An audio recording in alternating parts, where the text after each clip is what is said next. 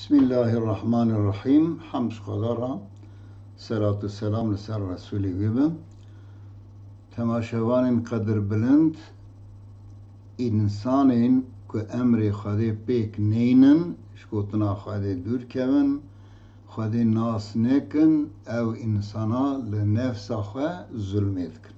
Bukha luha zulmetkin. Khudai Teala de Sure Ali İmran آيات 57 وهاد بيشه وأما الذين آمنوا وعملوا الصالحات فيوفيهم أجورهم والله لا يحب الظالمين.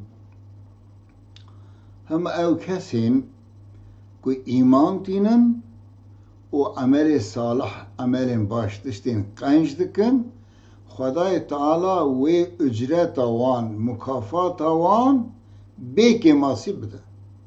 Yani çıkırıbın jibo Khudai Teala tek divejin kusursuz eksiksiz yani beke masi Khudai Teala ve mukafata wan bidin o Khudai Teala ve wan licam kha razı bikin. Le vallahu la yuhibbu zalimin.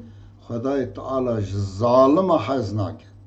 Khudai Teala teşekküriye çav dayete, dest dayete, bedana ki baş dayete, rındayı dayete, evlet dayete, icabından mal dayete, bu gori herkesi cuda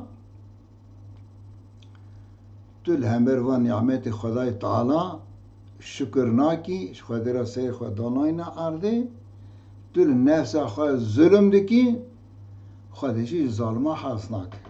Tişteki te qancaya ki tejbo Khudi tünne ki Khudai Teala beke masi lehember ve qancayate lehember ve amelete salat işte kabaş budete tünne. Vakti tünne ve tünne nefsa khud zulmet ki Khudi zalma hasnak ve dünya işte bir pardımini.